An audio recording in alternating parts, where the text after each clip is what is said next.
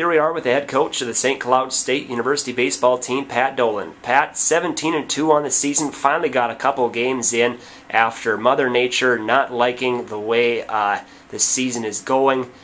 And you got a couple games with University of Minnesota Crookston in the Dome, came away with a couple of wins. Tell us a little bit about the doubleheader against the Golden Eagles.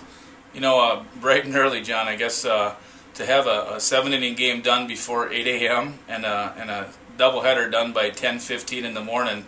You know, I thought I seen it all 2 weeks ago when we finished up playing University of Sioux Falls at 4:30 in the morning. But you know, this Mother Nature is really, we talk about this every time this time of the year, but this has really been an extreme, and it's unfortunate because you got a great group of seniors. You want to get a lot of games in, and we're just losing a lot of games to weather, and you like to lose them to opponents if you're going to lose. But hey, it is what it is. We are rolling. We're 6-0 in the conference, got off to a great start, and really clicking, starting to click offensively. And you know, we've been pitching the ball pretty good the whole year, so we get that going and continue to play some games. We feel really real good about this season.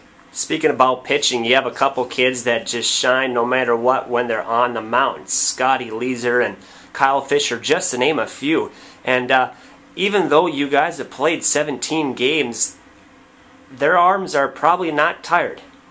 You know, they've only been pitching once every 7 or 8 days. That's the really unfortunate part for our pitching staff. You got to give a lot of credit to Coach Vorpal. We're leading the country in team ERA at 1.5 something, and whenever you do that, you're going to be in most games. And Leeser and Fisher are definitely our 1 and 2. But you know, Chris Kubitz, he's thrown 20 innings, hasn't given up a run. I think we've got 5 other pitchers that have pitched that haven't given up a run yet. And you know, we're going to be tested like all the Northern Sun teams are. You know, coming up the next 5-6 weeks here with 6 games per week. But definitely Leeser and Fisher have definitely stood out and doing a great job for us. Well, this season here, top of the region rankings, even though as a coach and of all the coaches I've talked to, you really want to keep that mold when you're playing in a very tough conference. It's just whatever happens on the field, that's what counts. But knowing that you guys are on top of the rankings, that's something to be very proud about.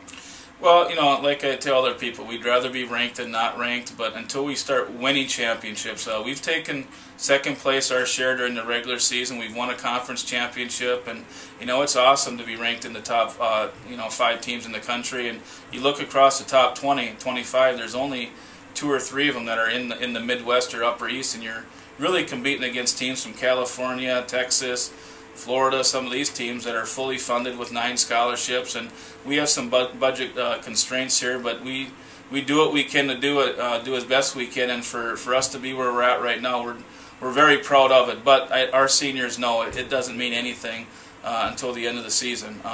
You know, and that starts with the Northern Sun, hopefully regular season championship, and then you know, hosting the conference tournament and hopefully making the region. We're number 1 right now, and not only making it but winning it this year.